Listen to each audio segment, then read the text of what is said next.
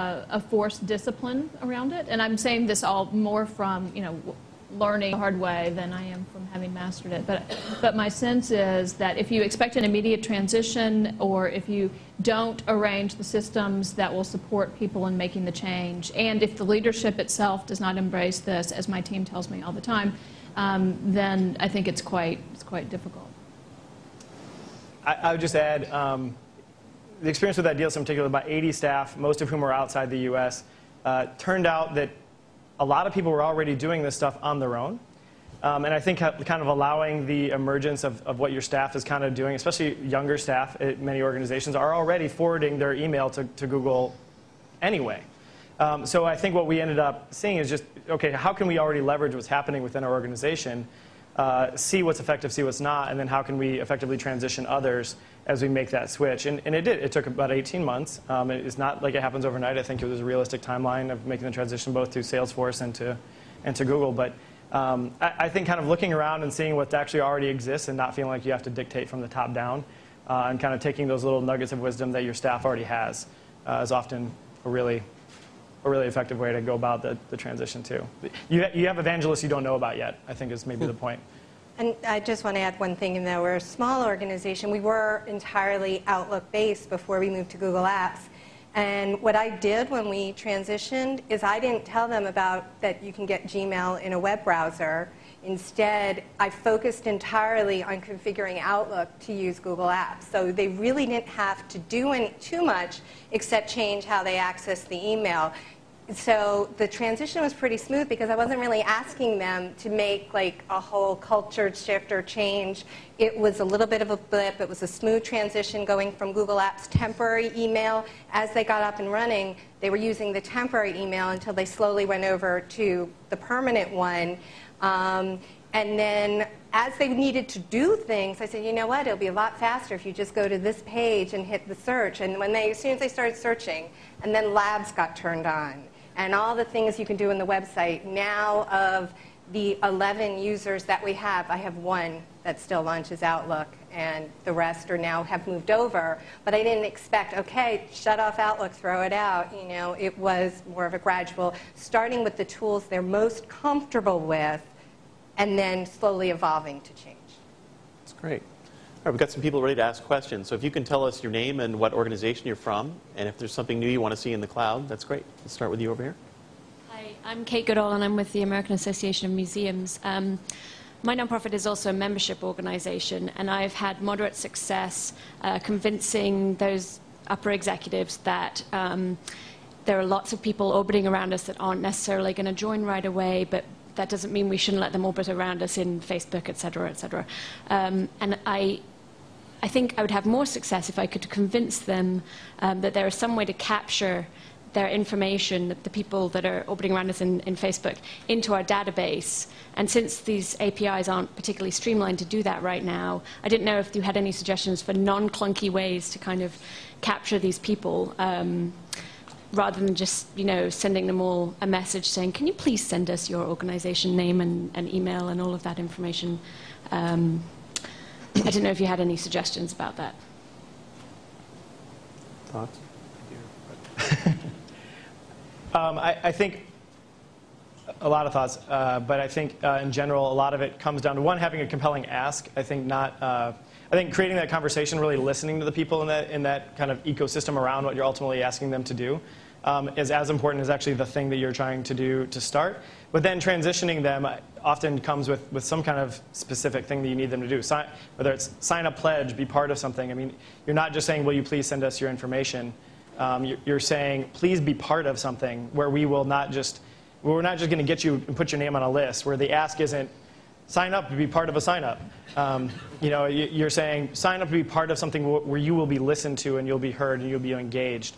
And I think that the transition that I've seen work especially well has been when that happens and you have people that are listening as much as talking. I think Holly is a great example of that as well. I don't know where she went. Oh, there she is.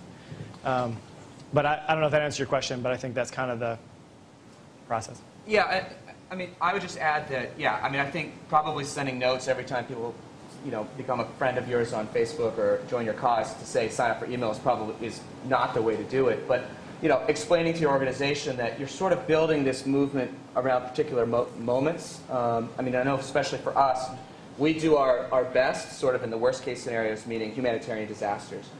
So if we have built these networks on Facebook, to a lesser extent now MySpace, some of these other places, Twitter, we are able to actually get them to provide their email address, make a donation, take an action around a key moment.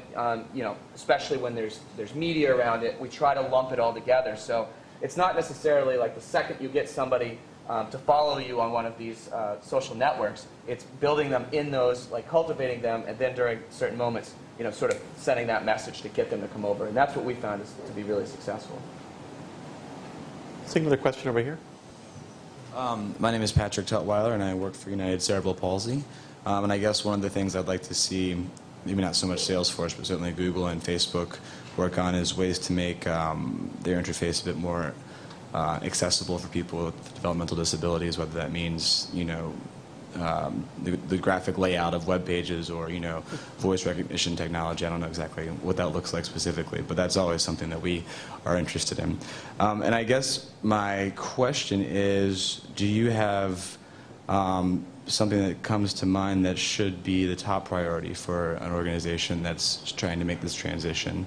Something that we should do first before, assuming that we have a Facebook page and a MySpace page and that kind of stuff. Is there something else that you think is really critical that you should do first before you can do other stuff, or that lets you do more stuff if you do this thing first?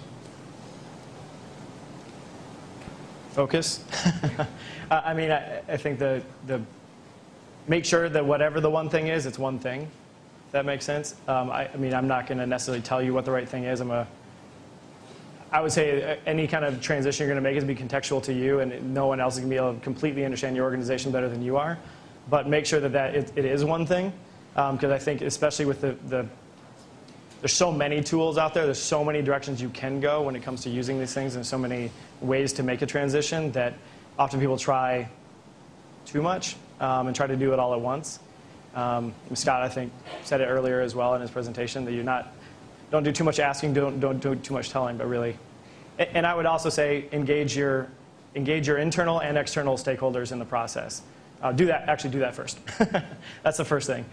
See what they want and where they want to go, and make sure that whatever you come up with is going in that same direction. We'll try to work in one last question over here, and then I'm sure the panel will be willing to talk to people if they have additional questions afterward. My name is Sarah Gordon. I work for USA for UNHCR. We fundraise and raise awareness for the UN Refugee Agency. We do have very limited resources and a small staff, and we only just became involved with social media about 4 or 5 months ago. And my question is, it's specific to social media, but it's kind of in the world of Facebook pages and Facebook causes and MySpace and Twitter and YouTube and Flickr and Change.org and Dig and all these blog sites. One, I guess, how you guys have kind of judged your return on investment and if you found certain sites to be more effective than others. And two, is it possible to have too much of a good thing? Because we don't really, on our satellite website, want to tell people to look us up in 15 different places. So how you kind of manage that? Do you want to go? Or I have the microphone.